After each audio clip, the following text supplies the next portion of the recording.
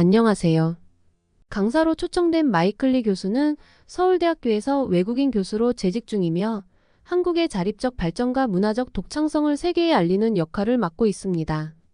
하지만 이 강의는 예상치 못한 방향으로 진행되었고 중국 학생들의 무지와 편견을 바로잡는 중요한 계기가 되었습니다. 마이클리 교수는 미국의 아이비리그 대학교에서 교수로 재직하며 한국의 발전과 문화를 깊이 연구해온 학자입니다.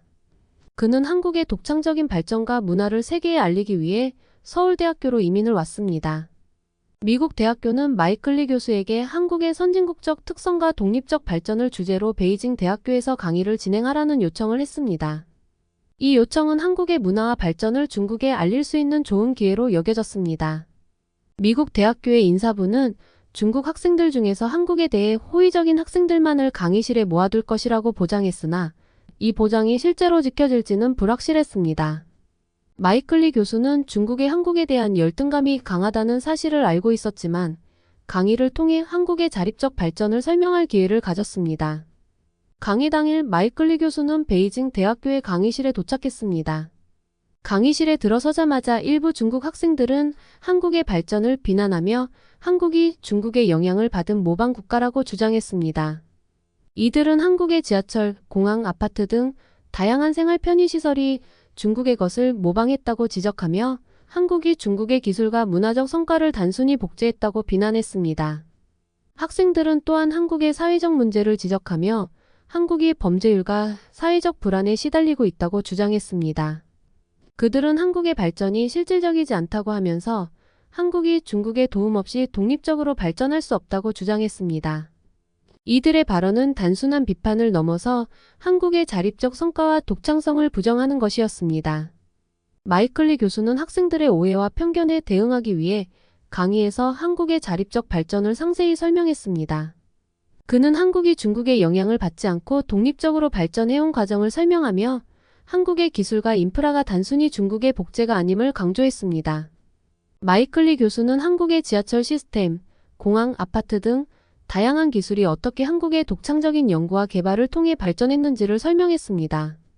그는 한국의 발전이 단순한 모방이 아니라 한국의 기술자들과 연구자들이 오랜 시간에 걸쳐 노력해온 결과임을 설명했습니다.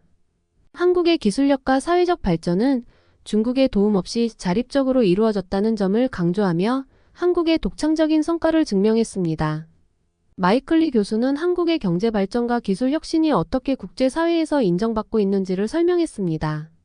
한국은 세계적인 기술 강국으로 성장했으며 한국의 IT, 전자, 자동차 산업 등은 국제적으로 높은 평가를 받고 있습니다. 이러한 발전은 한국의 독립적인 연구와 개발, 그리고 글로벌 시장에서의 경쟁력을 기반으로 이루어진 것입니다. 강의 중 마이클리 교수는 중국의 아나무인적인 태도와 북한과의 유사성을 지적했습니다. 그는 중국이 북한과 유사하게 국제사회에서 고립적이고 자국의 문제를 외부와의 협력보다는 내부적으로 해결하려는 경향이 있음을 설명했습니다. 중국이 북한과 유사하게 자국의 문제를 숨기고 외부의 시각을 무시하며 자국의 우월성을 주장하는 태도를 보인다고 지적했습니다. 마이클리 교수는 중국이 북한처럼 국제사회와의 협력보다는 자국의 문제를 외부와의 협력을 통해 해결하기보다는 자국 내부의 문제를 무시하거나 외부에 대한 공격적인 태도로 대처하는 경향이 있다고 설명했습니다.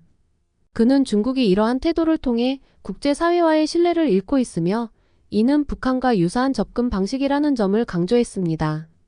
마이클리 교수는 중국의 아나무인적인 태도가 국제사회에서의 신뢰와 협력의 기반을 약화시키고 있다고 지적했습니다. 그는 중국이 북한처럼 자국의 문제를 외부와의 협력보다는 내부적으로 해결하려는 경향이 있으며 이는 국제사회와의 신뢰를 구축하는 데 어려움을 초래한다고 설명했습니다. 마이클리 교수는 강의에서 문화적 이해와 상호 존중의 중요성을 강조했습니다. 그는 한국과 중국 간의 차이를 존중하고 이해하는 것이 국제사회에서 중요한 일임을 설명했습니다. 학생들에게는 서로 다른 문화와 발전 과정을 이해하는 것이 갈등을 해소하고 상호 존중을 증진시키는 데 필수적임을 알렸습니다. 학생들은 강의가 진행됨에 따라 한국의 독창적인 발전과 자립적 성과에 대해 새로운 시각을 가지게 되었고 중국의 문제와 태도에 대해서도 성찰하게 되었습니다. 마이클리 교수의 참교육은 학생들에게 한국과 중국 간의 문화적 차이를 이해하고 존중하는 법을 가르치는 데 중요한 역할을 했습니다. 마이클리 교수는 학생들에게 한국의 자립적인 발전이 단순히 중국의 영향을 받은 것이 아니라 한국의 독창적인 노력과 혁신의 결과임을 분명히 했습니다. 그는 학생들에게 문화적 차이를 이해하고 존중하는 것이 국제사회에서의 건설적인 대화를 촉진하는 데 필수적이라고 강조했습니다. 이번 사건은 베이징 대학교 강의실에서의 문화적 갈등과 학생들의 무지와 편견이 어떻게 해결될 수 있는지를 보여주는 중요한 사례가 되었습니다. 마이클리 교수의 강의는 학생들에게 한국의 자립적 발전과 중국의 문제를 이해하는 기회를 제공했으며 양국 간의 갈등을 해소하는 데 기여했습니다. 이 사건을 통해 우리는 문화적 교류와 상호 존중이 국제사회에서 얼마나 중요한지를 다시 한번 깨닫게 되었습니다. 학생들이 자신의 편견과 무지를 바로잡고 한국과 중국 간의 문화적 차이를 이해하는 과정은 양국 간의 관계를 긍정적으로 발전시키는 데 기여할 것입니다.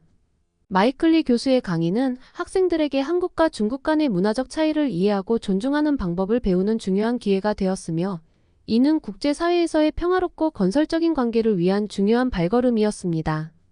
베이징 대학교 대강당에 들어섰을 때 나는 강의실을 가득 메운 학생들의 눈빛에서 그들의 지적 호기심과 열정을 바로 느낄 수 있었습니다. 중국이라는 나라의 잠재력은 말로 다 표현할 수 없을 만큼 대단하며 이러한 젊은이들이 그 잠재력의 중심에 있다는 생각에 늘 감명받곤 합니다. 이번 강연에서 저는 21세기 국제관계와 경제의 상호 의존성이라는 주제를 다뤘습니다. 이 주제는 제가 오랜 세월 동안 연구해온 분야이며 학생들에게 국제경제와 정치의 복잡성을 설명하는 것은 언제나 큰 보람이 있습니다. 강연이 시작되었고 저는 전 세계 국가들이 서로 어떻게 얽혀 있는지 그 상호 의존성이 어떻게 글로벌 경제를 움직이는지에 대해 이야기했습니다. 학생들은 저의 말에 집중하며 진지하게 듣고 있었고 제가 설명하는 국제사회의 복잡한 상호작용에 깊이 빠져들고 있는 것처럼 보였습니다. 이들에게 단순히 지식을 전달하는 것뿐 아니라 그들의 사고방식을 넓히고 새로운 시각을 제시하는 것이 제 강연의 목표였습니다. 강연이 거의 끝나갈 무렵 한 학생이 손을 들었습니다. 그 학생의 이름은 린이었고 그의 질문은 제게 강한 인상을 남겼습니다. 린은 한국이 중국에 크게 의존하고 있으며 중국의 지원 없이는 한국이 3개월도 버티지 못할 것이라는 이야기를 들었다고 했습니다. 이 질문은 제가 그간 세계를 돌아다니며 만난 학생들 중에서도 매우 도전적이면서도 흥미로운 질문이었습니다. 린의 질문 속에는 중국 내에서 흔히 듣는 이야기가 반영되어 있었고 그는 자신의 나라에 대한 자부심과 함께 국제관계를 바라보는 단순한 시각을 가지고 있었습니다. 저는 린의 질문을 무겁게 받아들였습니다. 국제관계와 경제는 단순히 어느 한 나라가 다른 나라에 의존하는 관계로 설명될 수 없습니다. 한국과 중국은 서로에게 중요한 파트너이지만 그 관계는 단순한 의존 이상의 복잡성을 지니고 있습니다. 저는 린에게 이렇게 답했습니다. 국제경제는 단순한 일방적인 의존 관계로 설명할 수 없습니다. 한국은 반도체 산업에서 세계적인 강자입니다. 이 반도체는 중국을 포함한 전 세계의 전자제품 제조의 필수적인 요소이며 중국 역시 한국의 기술에 크게 의존하고 있습니다. 다시 말해 한국이 중국에 의존하는 만큼 중국도 한국에 의존하고 있습니다. 저의 대답을 듣고 린의 표정이 변하는 것을 보았습니다. 그는 자신이 알고 있던 것들이 전부가 아니라는 것을 깨달은 듯 했습니다. 그는 조금 놀란 표정이었지만 동시에 새로운 시각을 받아들이려는 듯 보였습니다. 저는 그 순간 그가 배움의 과정에서 중요한 전환점을 맞이하고 있다는 것을 느꼈습니다. 이러한 순간들이야말로 교사로서 가장 보람을 느끼는 순간입니다. 강연이 끝나고 린이 저를 찾아왔습니다. 그는 더 깊이 있는 대화를 나누고 싶어 했고 저는 그의 열정을 기쁘게 받아들였습니다. 그는 자신이 배워왔던 것들이 국제사회의 복잡성을 온전히 반영하지 못하고 있음을 깨달았다고 말했습니다. 저는 그에게 국제관계와 경제는 매우 복잡하고 다차원적이라는 점을 다시 한번 강조했습니다. 우리가 알고 있는 사실들이 때로는 전체 그림의 일부에 불과하며 다양한 시각을 받아들이고 새로운 지식을 지속적으로 탐구하는 자세가 필요하다고 조언했습니다. 그와의 대화를 마치고 강연장을 떠나면서 저는 이 경험이 그에게 어떤 영향을 미쳤을지 생각했습니다. 저는 그가 앞으로 더 많은 질문을 던지고 더 넓은 시야로 세상을 바라보게 되기를 바랐습니다. 그가 한층 더 성장하고 국제사회에서 중요한 역할을 맡게 될 날을 기대하게 되었습니다. 베이징 대학교에서의 강연은 저에게도 중요한 경험이었습니다. 학생들에게 지식을 전달하는 것뿐만 아니라 그들의 사고방식을 넓히고 새로운 시각을 제시할 수 있다는 사실이 매우 뜻깊었습니다. 중국이라는 나라의 젊은이들이 국제사회에서 어떤 역할을 하게 될지, 그들이 가진 열정이 어떤 성과를 이루어낼지 지켜보는 일은 언제나 제게 큰 기쁨입니다. 이들은 곧 국제사회에서 중요한 위치를 차지할 인재들이며 제가 그들의 성장 과정에 조금이나마 기여할 수 있었다는 사실에 큰 보람을 느낍니다.